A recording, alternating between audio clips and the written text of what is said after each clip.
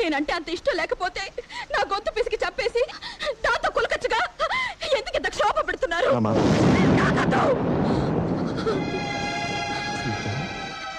మనసు ఎలాగో చచ్చిపోయింది. మనిషిని చావకుండా ఉండాలంటే మీరు నన్ను తాకొద్దు.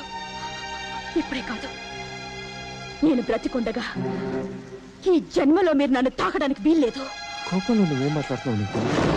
తెలుసు, తెలిసే మాట్లాడుతున్నాను. మీరంటే నమ్మకం, అభిమానం, గౌరవం, ప్రేమ అన్నీ చచ్చిపోయాయి. ఇప్పుడు మీరంటే నాకు అసహ్యం.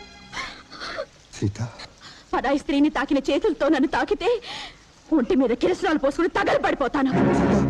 తాకద్దని ఒకసారి చెప్తే సిగ్గుండాలి మనిషికి. నన్ను తాకడానికి ప్రయత్నించినా తాకినా వీడు చచ్చినంత ఒట్టు.